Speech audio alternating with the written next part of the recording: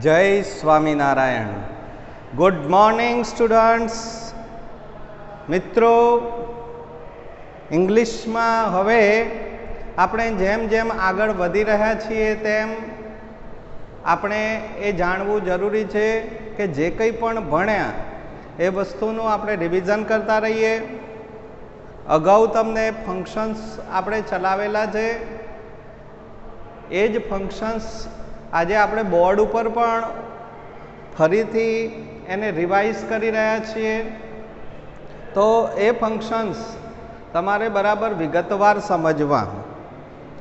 ધોરણ 10 અને ધોરણ 12માં 9 તેમજ 12 માર્ક્સના ફંક્શન્સ પૂછાય છે.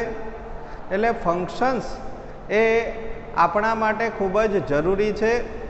તો ફંક્શન્સને આપણે વિગતવાર સમજવાનો પ્રયત્ન કરીએ. તો મિત્રો, ફંક્શન્સ શું છે? તો વાક્યની અંદર જે ભાવાર્થ બતાવવામાં આવેલો છે એ ભાવાર્થ શું બતાવે છે, એનો ભાવ કયો પ્રગટ થયો છે, એ વસ્તુ એમાંથી આપણે જજ કરવાની હોય છે, એમાંથી આપણે શોધી કાઢવાની હોય છે ને એને આધારે નક્કી કરવાનું છે કે આ વાક્યમાં આ ફંક્શન્સ રહેલું છે અથવા તો આ વાક્યનું જે નિર્માણ થયું છે એ કયા ફંક્શન્સ માટે તૈયાર થયું છે એ તમારે યાદ રાખવાનું છે. તો આપણે 9મા લેવલથી લઈએ છીએ. તો 9મામાં આપણે પહેલું જ જે ફંક્શન્સ છે એ છે મિત્રો ડિસ્ક્રાઇબિંગ એબિલિટી. તમારે શબ્દો ઉપર ખાસ જવાનું છે. પહેલાં તો ફંક્શન્સનો મતલબ શું થાય એ આપણને ખ્યાલ હોવો જોઈએ. તો એબિલિટીનો મતલબ મિત્રો થાય છે ક્ષમતા. હવે આપણામાં કાર્ય કરવાની કેટલી ક્ષમતા રહેલી છે અથવા તો મારામાં કામ કરવાની કેટલી શક્તિ રહેલી છે. તો એ ક્ષમતા અને શક્તિ એવું બતાવવા માટે ઇંગ્લિશની અંદર આપણે કયા શબ્દોનો ઉપયોગ કરીએ છીએ એના આધારે તમારે નક્કી કરવાનું કે આમાં એબિલિટી ફંક્શન્સ છે. તો અહીંયા મેં તમને ક્લુ વર્ડ્સ તરીકે આપણે લખીને આપેલું છે કે ભાઈ કેન, મુખ્ય શબ્દ છે કેન. આ કેન શબ્દ એવું બતાવે છે કે શકવું, એટલે કે હું આ કામ કરવા માટે સક્ષમ છું.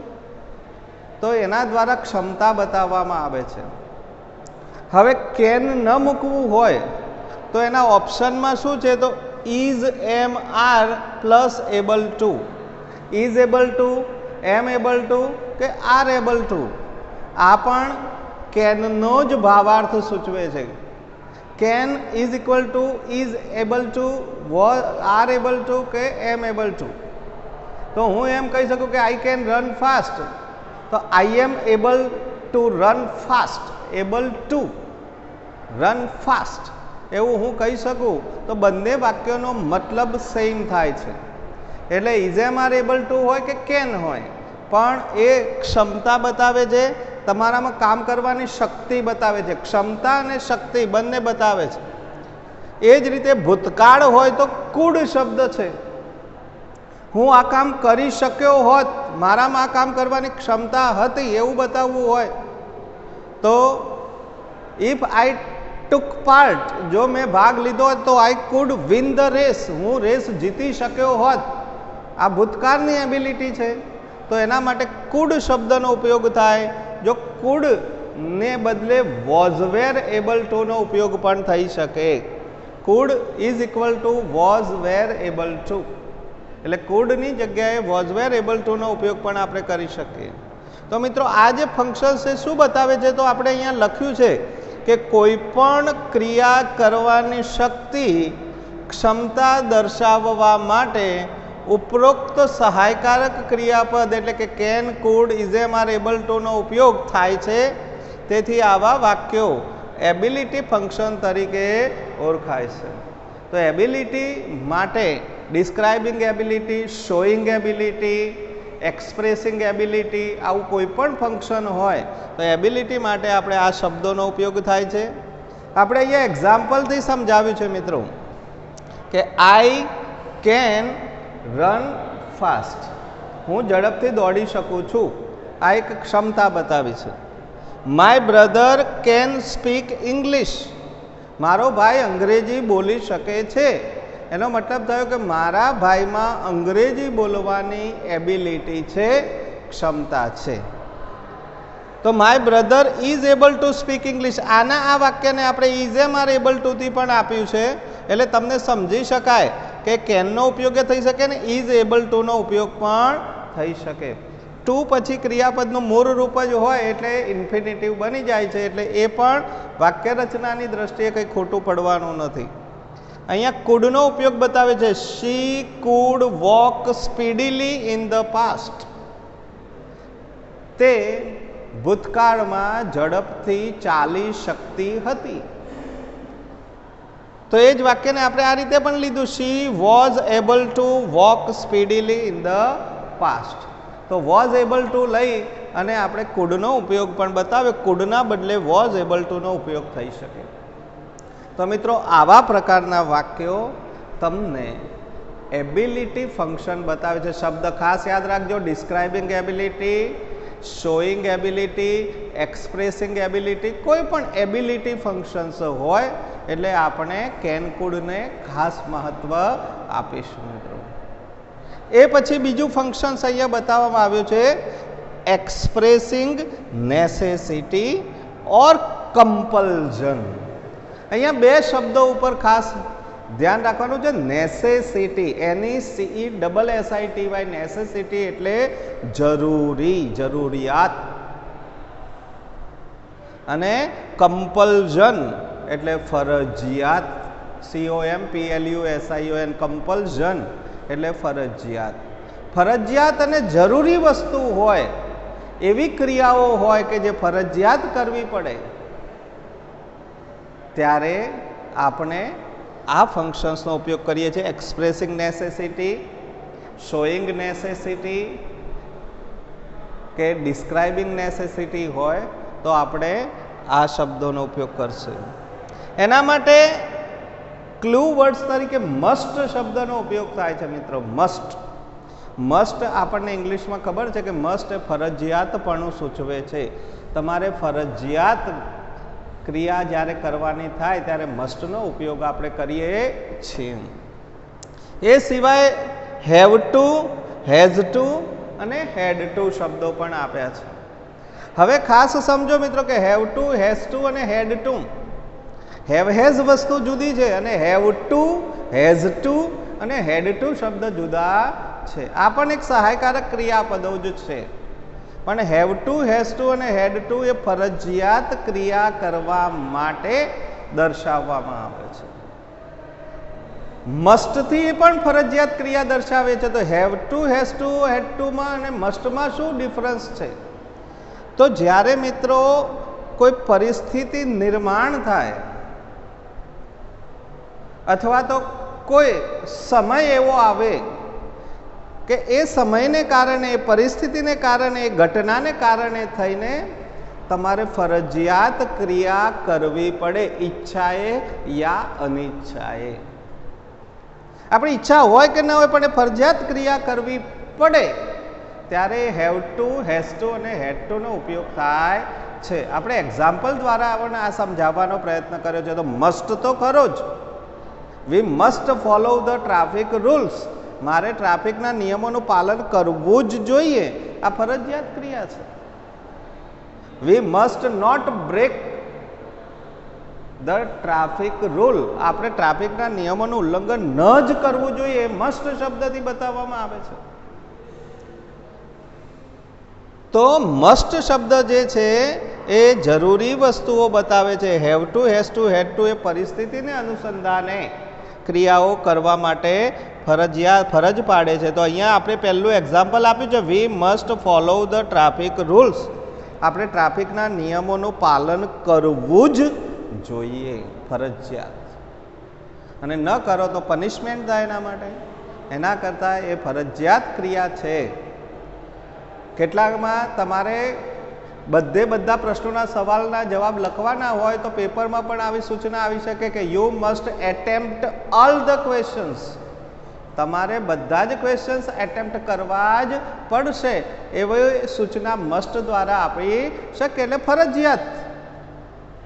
એના માટે બીજા એક્ઝામ્પલ આપે, we must not play with fire. આપણે આગ સાથે રમત ન જ કરવી જોઈએ. આગ જલાતી है. તો આગ, પાણી, એની સાથે આપણે કોઈ દિવસ મજાક ન કરવી જોઈએ, રમત ન કરવી જોઈએ, કારણ કે એ આપણને બહુ મોટું જીવનું પણ નુકસાન કરી શકે. તો we must not play with fire. આપણે આગ સાથે રમત ન જ કરવી જોઈએ, પણ ફરજિયાત વસ્તુ બતાવી છે. પછી અહીંયા હેવ ટુ હેઝ ટુ ના ઉપયોગ પણ બતાવે છે. જો કે આઈ એમ સિક, હું બીમાર છું, આ એક પરિસ્થિતિ થઈ, બીમારી હોવી. આપણને કઈ હોસ્પિટલ જવાના અભરખા ન હોય, હોસ્પિટલ જવાનો આનંદ ન હોય, પણ અહીંયા જો પરિસ્થિતિ નિર્માણ થઈ કે આઈ એમ સિક, હું બીમાર છું, so I have to go to hospital, માટે હોસ્પિટલ જવું જ પડશે. આ ફરજિયાત ક્રિયા કરવી પડી. તો એ આપણે હોસ્પિટલ માટે પણ હેવ ટુ હેઝ ટુ નો ઉપયોગ કર્યો. હી મિસ્ડ ધ ટ્રેન, જો પરિસ્થિતિ કઈ નિર્માણ થઈ, તે ટ્રેન ચૂકી ગયો. સો હી હેડ ટુ ગો બાય બસ, માટે એને બસ દ્વારા જવું પડ્યું. આ ભૂતકાળ છે એટલે had to. He had to go, to શબ્દ રહી ગયો છે આપણે. He had to go by bus. He had to go by bus.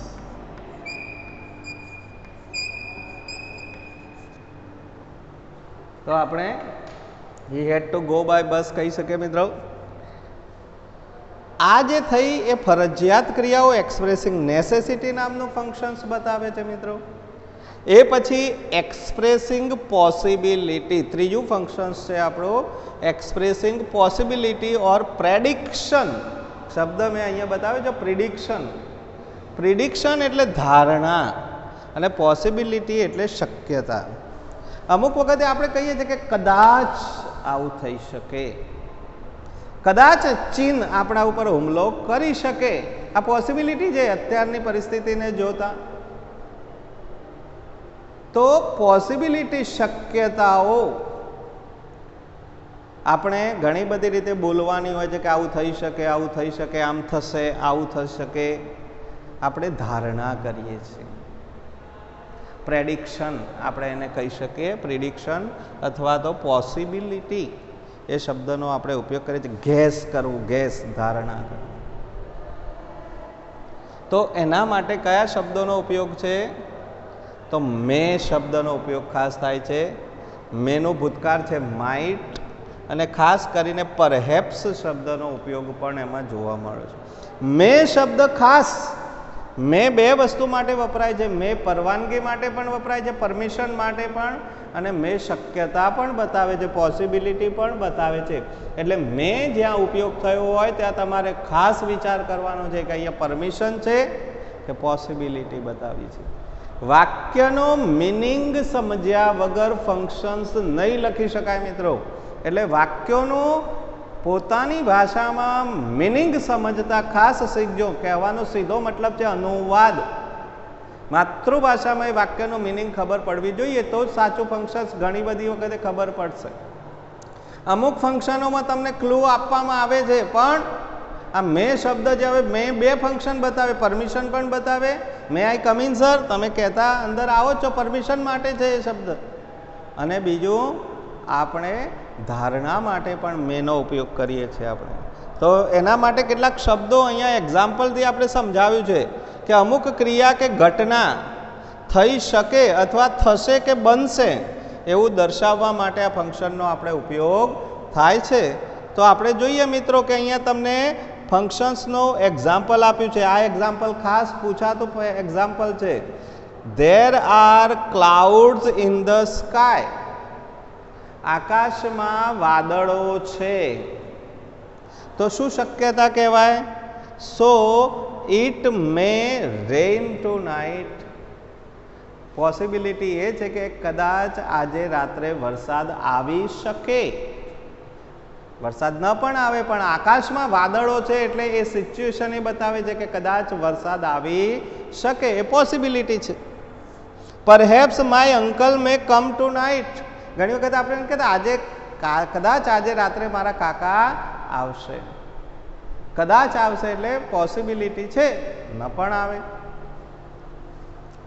India might win the match if they try, જો તે લોકોએ પ્રયત્ન કર્યો હોત તો ભારત મેચ જીતી શક્યું હોત, પોસિબિલિટી હતી, ભૂતકાળ બતાવ્યો અહીંયા. માઇટ વિન, જીતી શક્યું હોત, ઇફ દે ટ્રાય, એમને પ્રયત્ન કર્યો હોત તો. There is smoke so there must be fire. હવે આપણે મસ્ટથી ફરજિયાતપણું જોયું, એટલે મસ્ટ જોઈને ફરજિયાતપણું ન મૂકી શકાય. કેટલીક વાર ચોક્કસ ધારણા માટે પણ મસ્ટનો ઉપયોગ થાય. ચોક્કસ ધારણા કે ભાઈ દરવાજા ઉપર તારું છે, એનો મતલબ છે કે એ લોકો બહાર ગયા હશે, એ ધારણા છે. There must be there is smoke, ત્યાં ધુમાડો છે, એનો મતલબ એ ચોક્કસ ધારણા શું કરી શકાય, ત્યાં ધુમાડો છે, એનો ચોક્કસ ધારણા શું શકાય, સો ધેર મસ્ટ બી ફાયર, ત્યાં આગ હોવી જ જોઈએ. આ ચોક્કસ ધારણા છે, એમને એમ ધુમાડો નીકળે જ નહીં, એટલે ધુમાડો છે એનો મતલબ ત્યાં આગ હોવી જ જોઈએ, એ ચોક્કસ ધારણા મસ્ટ દ્વારા પણ આપણે બતાવી શકીએ છીએ. મિત્રો, તો આપણે ખાસ ધ્યાન રાખવાનું છે આવા વાક્યોમાં કે વાક્ય શું કહેવા માગે છે. આમ તો જનરલી મસ્ટ હોય એટલે ફરજિયાત ક્રિયા જ બતાવવામાં આવે છે, પણ કેટલીક જગ્યાએ આવા પણ મિનિંગ એના નીકળતા હોય છે, તો આપણે ખાસ ધ્યાન રાખવું. હવે આ વિડીયોનું એક છેલ્લું ફંક્શન છે ડિસ્ક્રાઇબિંગ પાસ્ટ ઇવેન્ટ. હવે ડિસ્ક્રાઇબિંગ પાસ્ટ ઇવેન્ટ એટલે શું, તો ભૂતકાળમાં બનેલી ઘટના, ભૂતકાળની કોઈ પણ ઘટના ભૂતકાળમાં બતાવવામાં આવે એટલે એને પાસ્ટ ઇવેન્ટ કહેવાય. પાસ્ટ ઇવેન્ટ એટલે ભૂતકાળની કોઈ પણ ઘટના. તો આપણે જાણી શકીએ કે ભાઈ આ ડિસ્ક્રાઇબિંગ પાસ્ટ ઇવેન્ટ નામનું ફંક્શન છે. તો આવું પણ પૂછાતું હોય છે.